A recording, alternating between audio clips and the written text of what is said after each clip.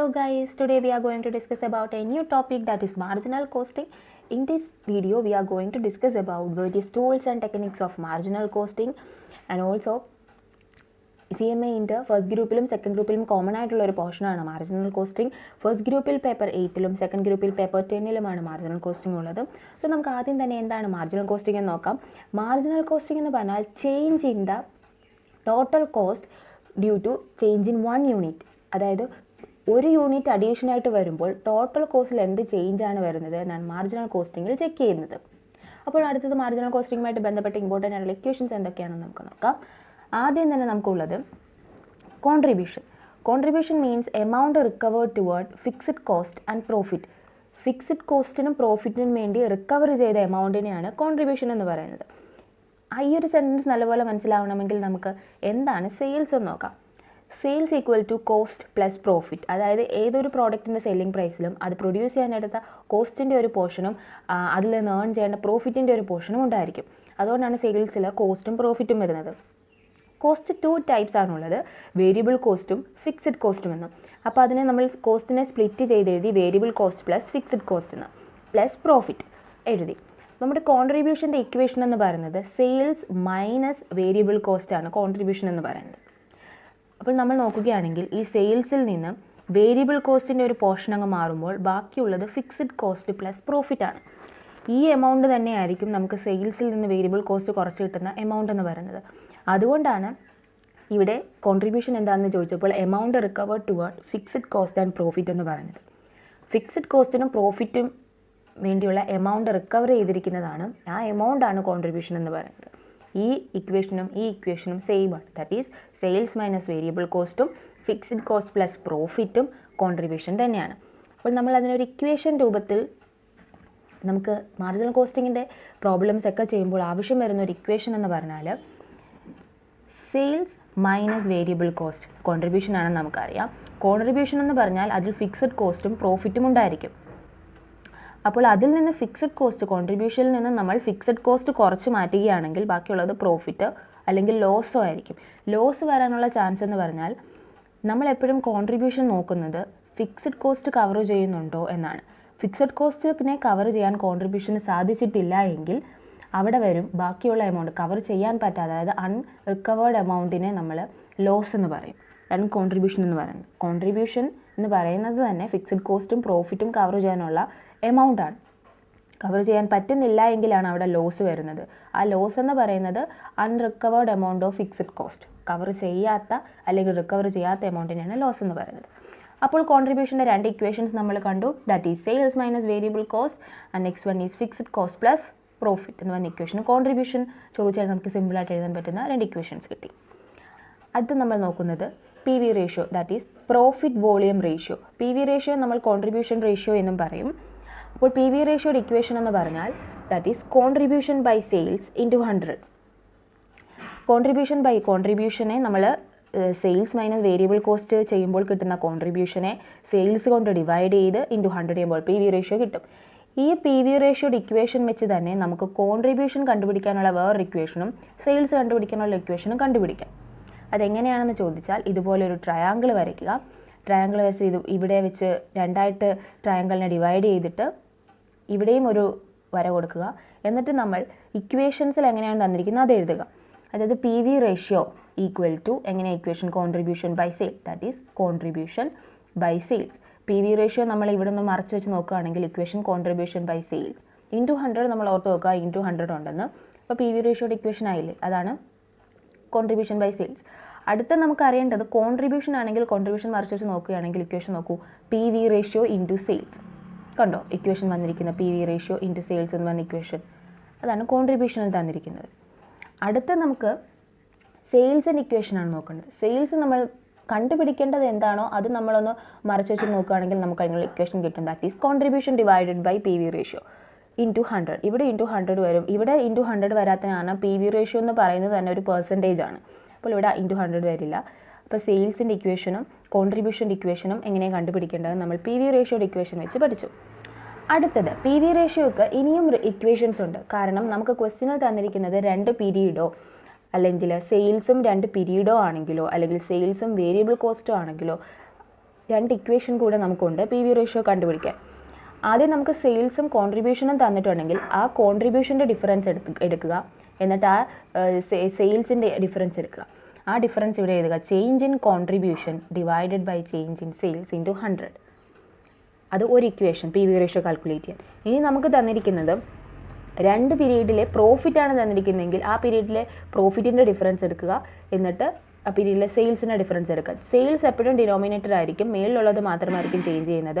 ഒന്നെങ്കിൽ പ്രോഫിറ്റ് അല്ലെങ്കിൽ കോൺട്രിബ്യൂഷൻ ആയിരിക്കും. നമ്മൾ ശ്രദ്ധിക്കേണ്ട ഒരു കാര്യം, പി വി റേഷ്യോ എപ്പോഴൊക്കെ ചേഞ്ച് ചെയ്യാം. പി വി റേഷ്യോ ചേഞ്ച് ചെയ്യുന്നത് രണ്ട് സിറ്റുവേഷൻസിൽ മാത്രമാണ്. സെല്ലിംഗ് പ്രൈസ് പെർ യൂണിറ്റോ അല്ലെങ്കിൽ വേരിയബിൾ കോസ്റ്റ് പെർ യൂണിറ്റിലോ ചേഞ്ച് വന്നാലാണ് പി വി റേഷ്യോയിൽ ചേഞ്ച് ഉണ്ടാകുന്നത്. അല്ലാത്ത ഒരു രീതിയിലും പി വി റേഷ്യോയിൽ ചേഞ്ച് ഉണ്ടാകത്തില്ല. അടുത്ത നമ്മൾ ഒരു ഇക്വേഷൻ എന്ന് പറഞ്ഞാൽ, പി വി റേഷ്യോ കണ്ടുപിടിക്കാനുള്ള ഒരു നെക്സ്റ്റ് ഇക്വേഷൻ എന്ന് പറഞ്ഞാൽ, പി വി റേഷ്യോയും വേരിയബിൾ കോസ്റ്റ് റേഷ്യോയും തമ്മിൽ ഒരു റിലേഷനുണ്ട്, ഒരു കോംപ്ലിമെൻ്ററി റിലേഷൻഷിപ്പാണ് അവിടെ ഉള്ളത്.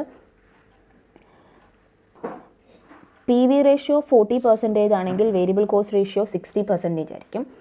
അതായത് വേരിയബിൾ കോസ്റ്റ് റേഷ്യോ 70% ആണെങ്കിൽ പി വി റേഷ്യോ 30% ആയിരിക്കും. അങ്ങനെ ഒരു റിലേഷനാണുള്ളത്.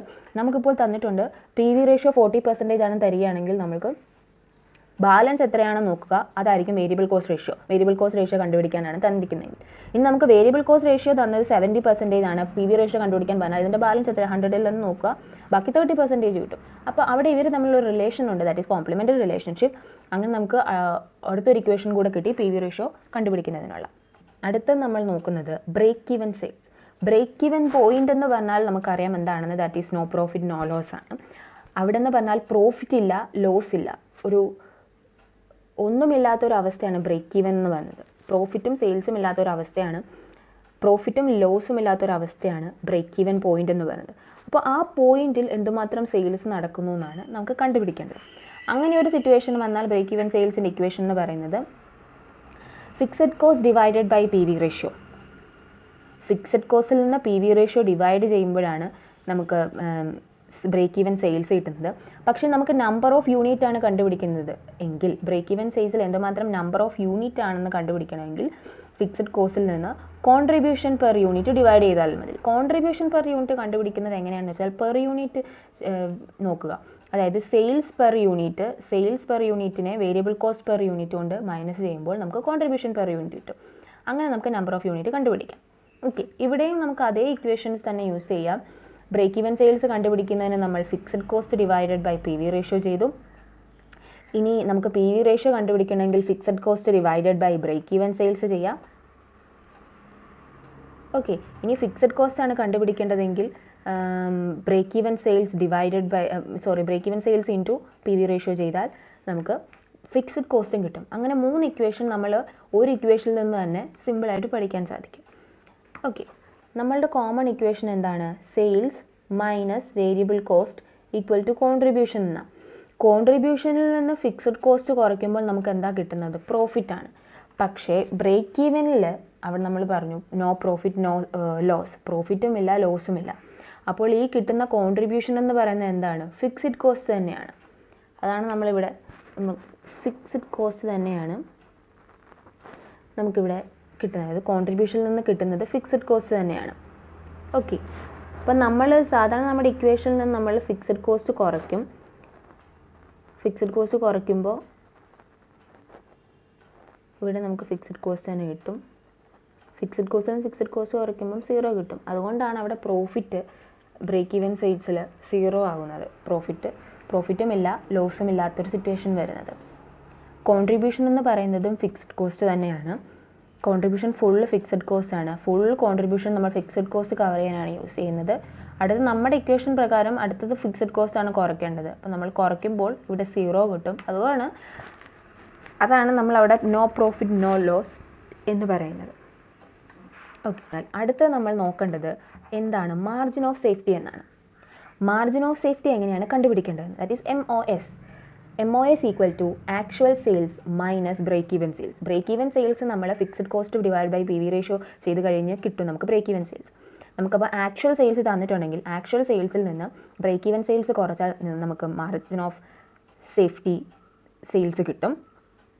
ഇനി നമുക്ക് തന്നിട്ടില്ലെങ്കിൽ, നമുക്ക് ഇങ്ങനെ ആക്ച്വൽ സെയിൽസോ അല്ലെങ്കിൽ ബ്രേക്ക് ഈവൻ സെയിൽസോ ഏതെങ്കിലും തരാതിരിക്കുകയാണെങ്കിൽ നമുക്ക് വേറൊരു ഇക്വേഷൻ ഉണ്ട്, that is profit divided by P V ratio. Margin of safety കണ്ടുപിടിക്കാനുള്ള അനദർ ഇക്വേഷനാണ് profit divide by P V ratio. ഇതിൽ നിന്ന് തന്നെ നമുക്ക് വേറെ ഇക്വേഷൻസ് എഴുതാം. അതായത് ആക്ച്വൽ സെയിൽസ് കണ്ടുപിടിക്കണമെങ്കിൽ എന്ത് ചെയ്യണം? Break even sales plus MOS ചെയ്താൽ ആക്ച്വൽ സെയിൽസ് കിട്ടും. ആക്ച്വൽ സെയിൽസിൽ നിന്ന് MOS കുറച്ചാൽ നമുക്ക് ബ്രേക്ക് ഈവൻ സെയിൽസ് കിട്ടും. അങ്ങനെ വീണ്ടും ഒരു ഇക്വേഷൻ, ഒരു സിംഗിൾ ഇക്വേഷനിൽ നിന്ന് തന്നെ നമ്മൾ 3 ഇക്വേഷൻസ് വരെ നമുക്ക് പഠിക്കാൻ സാധിക്കുന്നുണ്ട്. MOSൻ്റെ വേറൊരു equation profit divide by P V ratio. Okay, ഇനി അടുത്ത ഇമ്പോർട്ടൻ്റ് ആയിട്ടുള്ള കുറേ ഇക്വേഷൻ നമുക്ക് ടെക്സ്റ്റിൽ തന്നിട്ടുള്ളത് എന്താണെന്ന് നോക്കാം. പ്രോഫിറ്റിനെ നമുക്ക് ഏതെങ്കിലും ഒരു ക്വസ്റ്റ്യൻ തന്നിട്ട് പ്രോഫിറ്റ് കണ്ടുപിടിക്കാൻ പറയുകയാണെങ്കിൽ പ്രോഫിറ്റിനെ നമുക്ക് ഈ ഇക്വേഷൻ ഉപയോഗിച്ച് കണ്ടുപിടിക്കാം. That is sales into P V ratio minus fixed cost. എങ്ങനെയാണ് ഇവിടെ sales into P V ratio വന്നത്? അത് നമുക്ക് നേരത്തെ പഠിച്ച നമ്മളുടെ ഇക്വേഷൻസിൽ നോക്കാം. Sales into P V ratio, അതായത് P V ratio into sales എന്ന് പറയുന്നത് എന്താണ്? കോൺട്രിബ്യൂഷൻ തന്നെയാണ്. നമ്മൾ പറഞ്ഞു കോൺട്രിബ്യൂഷനിൽ നിന്ന് ഫിക്സഡ് കോസ്റ്റ് കുറയ്ക്കുമ്പോൾ നമുക്ക് പ്രോഫിറ്റ് കിട്ടും. അപ്പോൾ കോൺട്രിബ്യൂഷൻ്റെ ഒരു ഇക്വേഷനാണ് ഈ തന്നിരിക്കുന്നത്. അതായത് P V ratio into sales, അതിൽ നിന്ന്, അതായത് കോൺട്രിബ്യൂഷനിൽ നിന്ന് ഫിക്സഡ് കോസ്റ്റ് കുറയ്ക്കുമ്പോൾ നമുക്ക് എന്ത് കിട്ടും? പ്രോഫിറ്റ് കിട്ടും. അത് കോൺട്രിബ്യൂഷനെ നമ്മൾ അതൊരു ഇക്വേഷൻ ആക്കി എഴുതിയെന്നേ ഉള്ളൂ അവിടെ. ഓക്കെ, അതാണ് അവിടെ തന്നിരിക്കുന്നത്, sales into P V ratio minus fixed cost. ഇപ്പോൾ കോൺട്രിബ്യൂഷനിൽ നിന്ന് ഫിക്സഡ് കോസ്റ്റ് കുറച്ചാൽ പ്രോഫിറ്റ് കിട്ടും. സിമ്പിളായിട്ട് ഓർത്തിരിക്കുക. ഇനി നമുക്ക് ഫിക്സഡ് കോസ്റ്റ് ആണ് കണ്ടുപിടിക്കേണ്ടതെങ്കിൽ ഇവിടെ നമ്മൾ ഫിക്സഡ് കോസ്റ്റ് അല്ല എഴുതിയത്, അതിന് പകരം പ്രോഫിറ്റ് ഇട്ട് കുറയ്ക്കുക. അപ്പോൾ കോൺട്രിബ്യൂഷനിൽ നിന്ന് പ്രോഫിറ്റ് കുറച്ചാൽ നമുക്ക് ഫിക്സഡ് കോസ്റ്റ് കിട്ടും. കോൺട്രിബ്യൂഷനിൽ നിന്ന് ഫിക്സഡ് കോസ്റ്റ് കുറച്ചാൽ പ്രോഫിറ്റ് കിട്ടും. സിമ്പിളായിട്ട് ഓർത്തിരിക്കുക. അടുത്ത നമുക്ക് ക്വസ്റ്റ്യനിൽ നമുക്ക് ഡിസൈഡ് പ്രോഫിറ്റ്, അതായത് 10,000 രൂപയുടെ പ്രോഫിറ്റ് തന്നിട്ട് നമ്മളോട് ചോദിക്കും അതിന് കിട്ടുന്ന സെയിൽസ് എത്രയാണ്? 10,000 രൂപ പ്രോഫിറ്റ് കിട്ടണമെങ്കിൽ എന്തുമാത്രം സെയിൽസ് നടത്തണം? അങ്ങനെ ഒരു ചോദ്യം ചോദിക്കാം. അല്ലെങ്കിൽ എന്തുമാത്രം നമ്പർ ഓഫ് യൂണിറ്റ് വിറ്റാൽ നമുക്ക് ഒരു ഡിസൈഡ് പ്രോഫിറ്റ്, അതായത് 10,000 രൂപയുടെ പ്രോഫിറ്റ് കിട്ടും എന്ന് ചോദിച്ചാൽ അതിൻ്റെ ഇക്വേഷൻ എന്ന് പറയുന്നത് fixed cost plus desired profit divided by P V ratio. Fixed കോസ്റ്റിൻ്റെ കൂടെ നമുക്ക് എന്തുമാത്രം പ്രോഫിറ്റ് ആണോ വേണ്ടത് അത് ആഡ് ചെയ്തിട്ട് divide by P V ratio. Number of unit ആണ് നമുക്ക് കിട്ടേണ്ടതെങ്കിൽ divided by contribution per unit ചെയ്യുക. These are the various important equations in marginal cost. ഈ മാർജിനൽ കോസ്റ്റിലെ ഈ ഇക്വേഷൻസ് ഉപയോഗിച്ചാണ് നമ്മൾ മിക്ക പ്രോബ്ലംസും ചെയ്യുന്നത്. പിന്നെ അതിൻ്റെ ലിമിറ്റിംഗ് ഫാക്ടേഴ്സ് വരുന്നുണ്ട്. ഇക്വേഷൻസ് എല്ലാം നിങ്ങൾക്ക് നല്ലപോലെ മനസ്സിലായല്ലോ. ഇത് നിങ്ങളൊരു പേപ്പറിലെല്ലാം ഓരോ ഇക്വേഷൻസും നോട്ട് ചെയ്ത് വെക്കുകയാണെങ്കിൽ നിങ്ങൾക്ക് പെട്ടെന്ന് ഓർത്തെടുക്കാനും ഇത് ഹെൽപ്പ് ചെയ്യും. പേപ്പറിലെല്ലാം നിങ്ങൾ നോട്ട് ചെയ്ത് വെക്കുകയാണെങ്കിൽ പെട്ടെന്ന് നിങ്ങൾക്ക് എക്സാമിൻ്റെ ടൈമിലാണെങ്കിലും പെട്ടെന്ന് ഓർക്കാനൊക്കെ ഇത് വളരെയധികം ഹെൽപ്പ് ചെയ്യും. സോ ഇമ്പോർട്ടൻ്റ് ആയിട്ടുള്ള ഇക്വേഷൻസ് എല്ലാം നല്ലോണം പഠിക്കുക. ഇതാണ് ഇമ്പോർട്ടൻ്റ് ആയിട്ടുള്ള ഇക്വേഷൻസ് ആണ്, നല്ലപോലെ പഠിക്കുക. അടുത്തൊരു ടോപ്പിക്കായി നമുക്ക് അടുത്ത വീഡിയോയിൽ കാണാം. Stay happy, stay safe.